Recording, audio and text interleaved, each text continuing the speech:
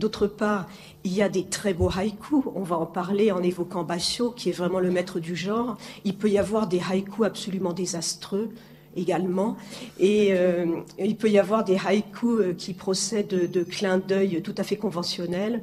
Je ne sais pas si certains d'entre vous connaissent le mouvement littéraire français-italien de l'Oulipo, l'ouvroir de littérature potentielle créé par Raymond Queneau.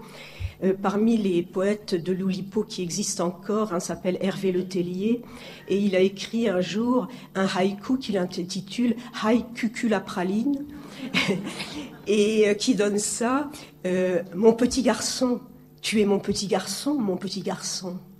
Et je trouve ça formidable parce qu'en fait, ça se réfère aussi, enfin bon, à je dirais, tout ce qui peut être mauvais dans le haïku, mais ça se réfère aussi, d'autre part, à la difficulté d'exprimer l'inexprimable par les mots.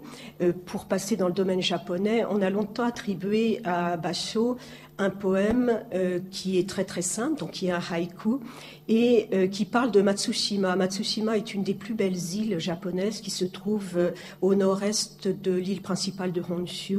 Matsushima, c'est l'île des pins, et c'est considéré comme l'un des 3 sites les plus magnifiques du Japon.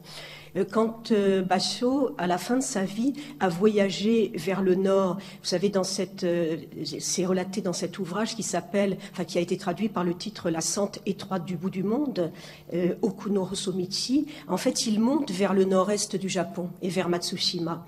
Et donc, la légende dit qu'arrivé à Matsushima, il est tellement suffoqué par la beauté, effectivement, des paysages, que la seule chose qu'il peut créer comme haïku, c'est Matsushimaya, ah Matsushimaya, Matsushimaya.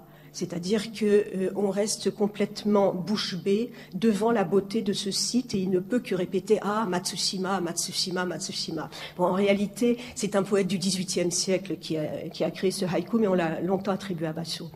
Donc, ce que je voulais vous dire, c'est que je pense que beaucoup d'Occidentaux cultivés, ce qui est votre cas, connaissent le haïku, mais qu'ils ne connaissent sans doute pas bien les règles poétiques du haïku, ni les origines, comment s'est développé le haïku.